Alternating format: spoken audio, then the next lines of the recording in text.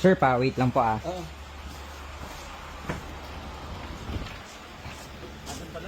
Ito to. Ayan, so good morning guys. GTA Cars, dito tayo sa shop. Medyo marami tayong walk-in client. Meron pa tayong walk-in galing Mindoro. Si Sir, papacheck sa atin. Galing Mindoro si boss, ano? Overeat? Nag-overeat. Tsaka auto sensor daw, sabi niya ata ni Sir. Hindi, wala siya. Wala.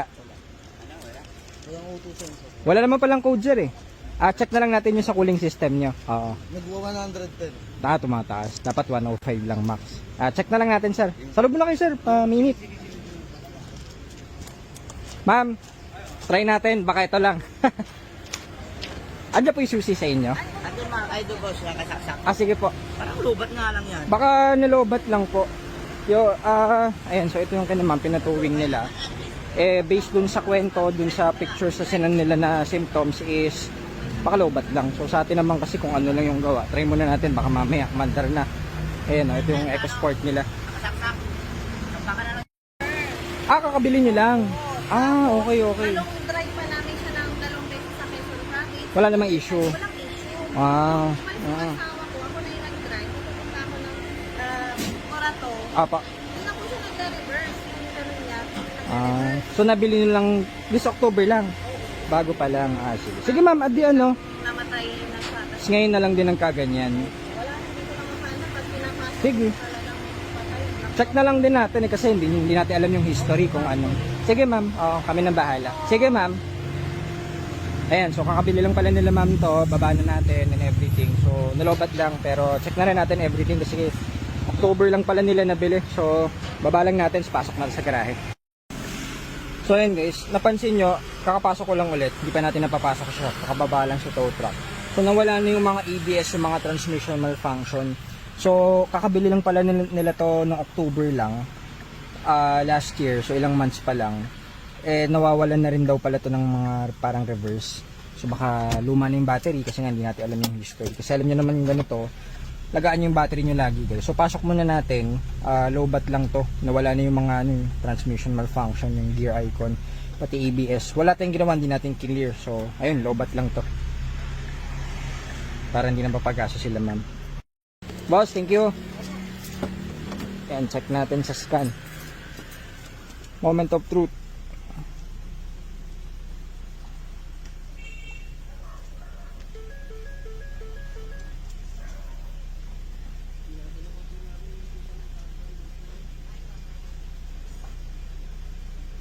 Yan, so ayan guys, nawala yung mga ABS and everything pero naka mill request, so nawala naman yung check engine. Test drive natin kasi baka may chance na wala sa program, pero if ever, di program lang tayo para makabiyahe na ulit sila ma'am.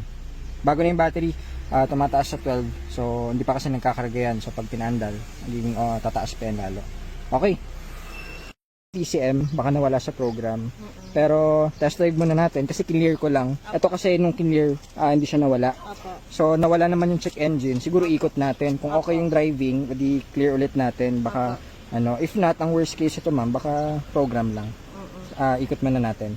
Kasi nawala ma'am. So para kumarga yung battery. Ayun, test drive muna natin para ma-check ma'am. Pwede mo, kahit kami na lang. Para, Doon na lang po. pwede ma'am, or pwede rin kayo sumama kung gusto nyo. Sige ma'am, ikot lang namin paglabas po nitong isa. Sige ma'am. Okay, test drive muna natin para magkaalaman na. Ayan, so na-test drive na natin guys. Okay naman lahat. Smooth yung shifting. Okay yung takbo. Kaso nga dahil may nakita tayo doon na alternator na nakalagay yung date August last year. So baka may underlying issue na to. So ngayon, ang baba guys, 11.5.